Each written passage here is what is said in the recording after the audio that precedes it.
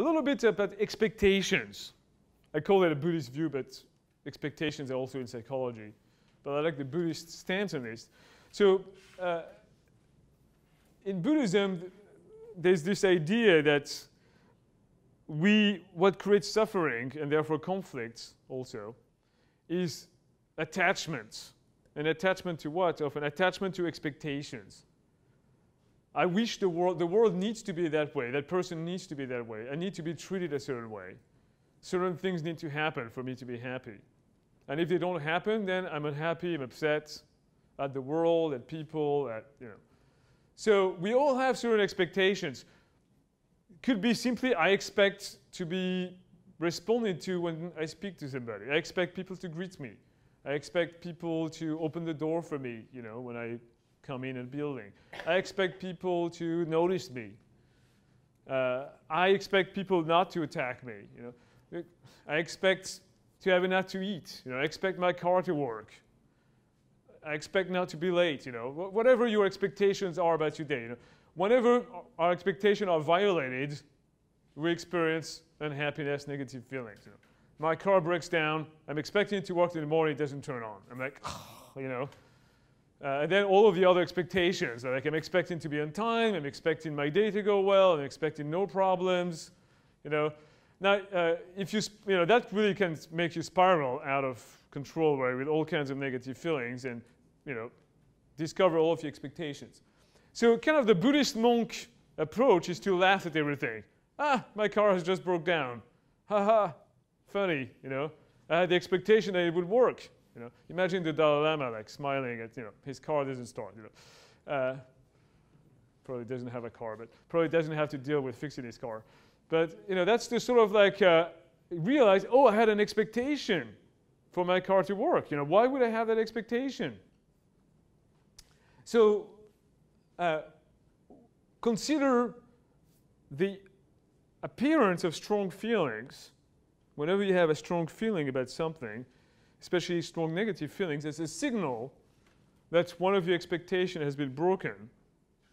And you can notice the feeling, and the stronger the feeling, the stronger the expectation. Like for example, I really expected to receive a phone call from my best friend yesterday. We had decided to get together, and he or she stood me up. And I'm really mad at that person. So my expectation is like, I should not be stood up, especially by my best friend. That makes me really mad. So notice the feeling and ask yourself, okay, I have this very strong expectation. So explore your expectation. Where did that expectation originate? We talked about cultural expectations, right, earlier, family expectations. Your background, the expectation that come from your background. We were exploring the T group yesterday with stereotypes. Expectation based on your socio-demographic background, right? So different people have different expectations. Different people have different relative strength in their expectation. Disagreements are often around that. We tend to assume that people have the same expectation that we have, that they should know what our expectations are. So once somebody has broken your expectation, first of all, you might ask yourself, is my expectation appropriate? Is it reasonable? Was it clear to the other person? How many of you are here from the LA area? Have you heard of the term flakiness? What does flakiness mean? Like, is it a Californian term or just Southern Californian term? Explain, especially for our German friends here. What does flakiness mean? Like, they said they're going to be there, but then they don't. Right. It's like inconsistent. Yeah. You can't trust them. Not being on time. Yeah. Having 3 parties planned for Friday night, and you pick at the last minute which one you go to, right? So that you're not showing up to 2 parties, or like having multiple plans, that are pretty free flowing. Let's meet at the beach, but no specific time. So LA people are known to be flaky. One thing I discovered when I moved to LA was that people have different expectations with respect to being on time and showing up to events or having multiple plans at the same time than I was used to, in Paris or in France. So cultural expectations. So once I adjusted to, okay, that's the LA way of life, It's like, it's a more free-flowing, less anchored way of life. I was able to stop being upset, that people, having my expectation violated, that people should not be flaky. So that's an example of that.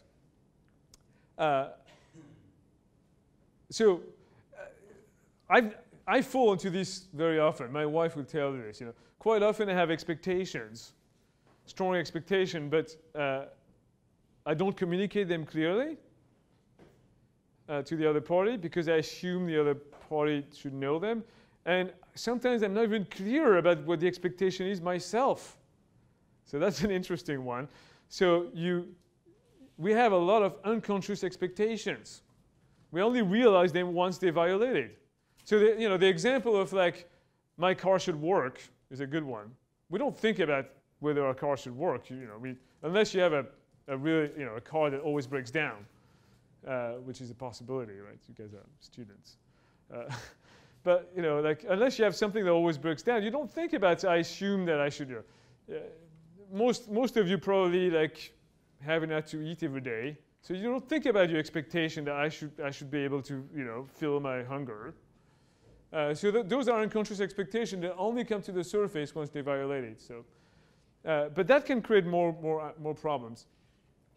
The Buddhist answer to happiness, which I think can be an interesting avenue of exploration in conflict, can you let go of your expectations? What would it mean to live your life without having any expectations? Now that gets deep, right? No expectation at all. Is it possible? What would it look like to have no expectations at all?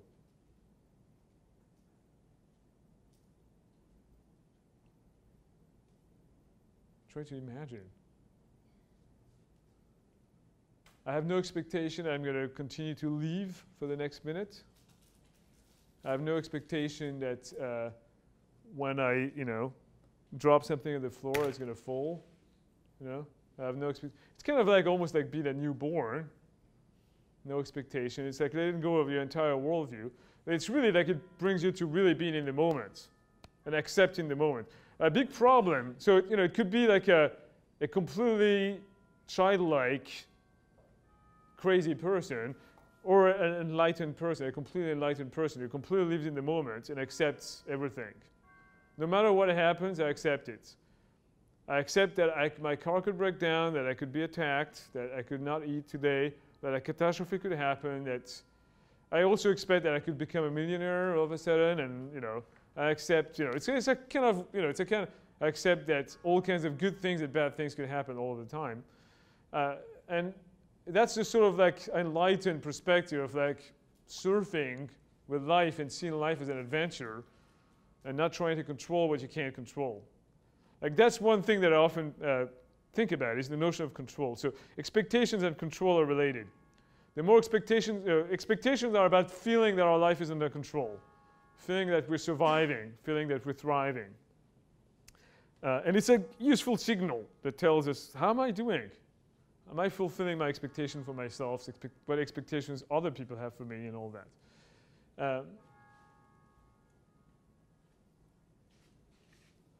So what creates often unnecessary distress is trying to control what cannot be controlled. So a tragic example is death of a loved one. Somebody died. I can't control that, but I don't accept that. I can't accept it. It's too painful. I don't want to accept it. So that would be, but that's out of your control. Right? Again, breaking down, having an accident, having a loss of some kind, right? Having some unpleasant thing happen. So there's the thing itself that is unpleasant. Now, if you don't accept it, you're adding insult to injury, or you're adding something. You're adding upset, the upset of not accepting. Much easier to say, okay, I got a flat tire. Let's not get mad about it. I'll change it. I'll just get to work right now. And you say, oh my God, I have a flat tire. I'm late. Damn thing. I'm not fixing it. Kicking your car. Slamming the door. So that's a simple thing. A flat tire, but it could be more important. It could be losing your job, being dumped, losing a loved one, having some major illness, not, those kind of things, have you guys heard of the Serenity prayer? The Serenity prayer.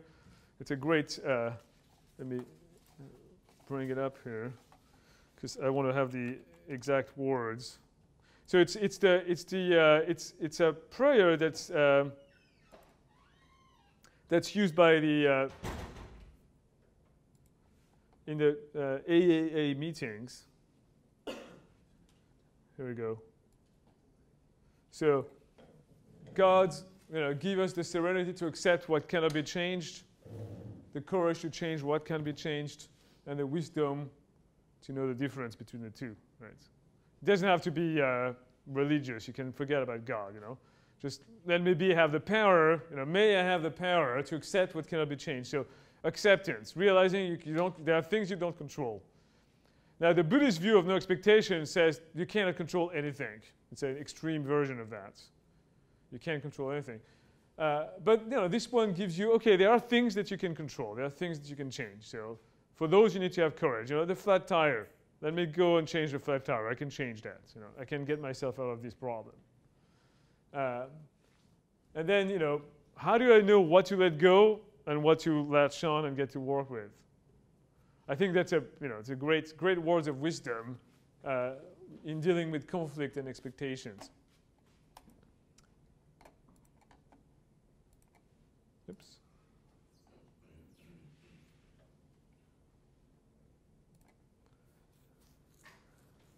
I'll say this one more thing. In my life, I have found that control is much more of an illusion than I thought it was years ago. That quite often, when I try to control something, I'm not really changing the thing itself. What I'm doing is managing my feelings about being out of control. So that's especially true with other people. You don't control other people. You can't control other people. That's true in relationship. That's very important. If you become a manager, you have people working for you, you don't control what people do. Even if you're the boss, you don't control people. So you can, even if you have slaves working for you, you don't control them. You can't. You can put constraints. You can, get white-knuckled in trying to force somebody to do something, but you don't control really what's happening. So when you're doing something that attempts to control another person or an aspect of your life, how much of that is actually having the effect of controlling what you want to control versus giving you the illusion that you're controlling it, which makes you feel better about the thing? Does that make sense? Like, if you can eliminate all of the stuff that's about to, if you can accept the feelings, if you can accept that you're not in control, so go to the more Buddhist path of like, there's a lot of things I don't control, letting go of a lot of expectations, and saying, well, shit will happen, and good things will happen, and I'm okay with that. And now devote your energy to really not accept the feelings, but to only what can be controlled. So, and realizing that sometimes we need to do things to make us feel. Let me give you an example, because it might be a little bit vague. Fear of heights. How many of you have fear of heights? Okay. I have a moderate fear of heights, which I've been somewhat exploring and beginning to conquer by facing it, by climbing, by walking, mountaineering with a friend of mine who's like a crazy mountaineer. And he does stuff I wouldn't do. But I realized, so fear of heights, so there's a real risk of falling when you climb a mountain, when you're on a trail up a mountain. But then there's the fear, the managing, part of what you're doing in reacting to that is managing your feelings of fear itself. So there's a functional aspect of, don't fall. Then there's the, I'm freaking out about the potential of falling and dying, maiming myself, right? Of being out of control in such a way that I'm falling, right? So that's the thing. It's not always completely possible to eliminate the feelings. I still, have this irrational fear, and I'm just, can't fully let go of it. what's interesting is that, when you have such feelings where you feel you need to control something there are people who have, extreme version of that. Like if you're afraid of going out, you agoraphobia, you stay locked up in your apartment, you can't be outside with other people. You have irrational fears about that. You can't fully manage that, eliminate that, but still they go into your fear, experimenting with it, and seeing that, oh, see, I'm doing this and I'm not falling. Starting small, I took this small climb, this small thing, and as you conquer that, I realize that your fear is unfounded by testing it, by experiencing it.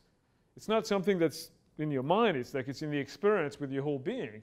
Then what I've noticed for myself is my fear fades away gradually as I climb higher and higher stuff, as I find myself next to steeper and steeper ledges. I realize, well, I'm firmly on the ground here, I'm stable on my feet, I'm not falling, and I'm not afraid therefore anymore, Now I'm not going to be like, like my friend on a, ledge that's kind of like that, with two cliffs on each side that's about this wide, with slushy snow, which is what he does. One more thing about expectations, you might have noticed already, but expectations are very well related to the notion of worldview. Your worldview contains your expectations, and expectations are related to self-fulfilling prophecies. You tend to get what you expect. If you have a happy disposition where you believe that good things will happen, people will treat you well, people will be friendly, that tends to be what happens because you somewhat create that. If you have the negative expectations, you tend to create that as well. We've talked about your background. Let's talk about privilege for a minute here. If you come from a background of privilege, like being white, from an upper class family, you tend to expect to be treated according to your privilege. And not think much about it, not be aware of it. If you come from a minority and you expect to be treated as such, with less privilege, that's part of your expectations as well. Right? So, but you might not be fully aware of it. I was reading a piece once about, several pieces, like about the mindset of rich people, or affluent people. And the idea was that if you want to be rich, you need to think like a rich person. You need to have the same expectations. If you want to be successful at something, act as if you were already successful at it. But what is behind this is the idea of like inhabit the expectation of somebody who's like that. So a big part of entrepreneurship, you have to believe in yourself. You have to have wild expectations of success. Having a completely unrealistic expectation is not good, but having slightly unrealistic expectation has been found in psychology to be positive. So if you have slightly negative expectation, you're always going to be conservative. You're never going to take risks, But if you believe that mostly that you have a chance, that there's a chance in succeeding, both at business or in your romantic endeavors, in your artistic endeavors, in other things, in your adventures, that's positive. That gives you more energy, more courage. You're more likely to succeed. There's even studies that's related to the placebo effect, maybe. But that people that have previously at least the studies were done a while ago, incurable diseases like cancer. People who have an expectation that they're going to beat it, like they were studying, there were studies of recurring cancer patients, so people who had a recurrence of cancer, and they found that those who believed that they could beat it were more likely to actually beat it than those who didn't believe so. Those who were more realistic and say, I don't know, it's out of my control, I can't control this. Right? So slightly, there was a phenomenon called positive illusions. So sometimes having slightly unrealistic, positive, rose-colored glasses is helpful. So one experiment is, what would it be like to let go of many of your expectations or live without expectation completely? That's where to me it goes to the spiritual side. Because one big expectation we have is that I will survive the next minute. I will survive the next hour. I will still be alive the next moment, you know. So I don't want to die. I don't want to disappear. And yet we all die at some point. Can we let go of that? Can we let go of our attachment to life, you know? And, you know, this the spiritual tradition that have a whole reflection and learn how to die, accepting that you die. Accepting impermanence is a path to spiritual realization. So that's one of the deepest, you know. Other deep expectation we have is the earth will go on forever, you know. The human species will not disappear. And, you know, if you look at the history of dinosaurs and all that, well, most likely we will disappear. We'll not be around forever. The earth will disappear, you know. There will be another big bang, maybe, you know, like no, the impermanence, you know. Your life is impermanent, our species is impermanent, our planet is impermanent. So it's kind of difficult to accept, you know. But can you let go of that? What does it mean, you know? How do you live your life differently when you accept that? I think, you know, it makes life easier. It makes you focus on things, you know, that are a little more important. Than just, you know, I didn't get my latte the way I wanted, you know, and I'm upset now.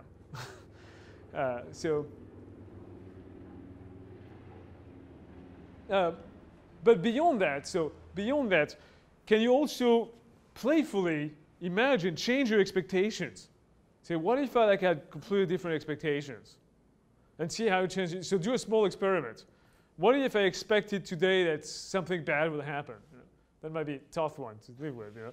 But see, you know, you will find something bad happening and latch onto it. You know, maybe some of you already always find that. You know, the people who think they are unlucky, you know, always find something happening that's gonna, you know. Are you smiling? Do you think of yourself as unlucky? Yeah.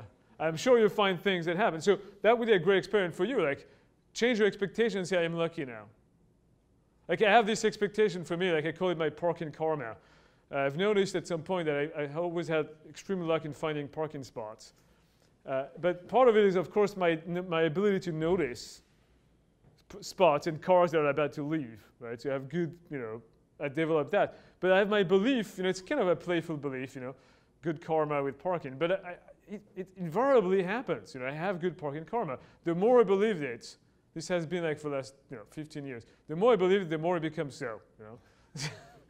And it's kind of magic. I don't fully explain it. You know, part of it is like noticing. But you know, if you start believing that you're lucky in other ways, you know, so try that. Try that for one day and then a week. You know, try to change your expectations. Try to think of like, from now on, I'm a lucky person. From now on, everybody likes me. My expectation that people will like me. My expectation is that I will give great speeches and I will be a great public speaker. My expectation will be that you know. Try experimenting with whatever. It's kind of like, you can think of it as wishful thinking, but it works.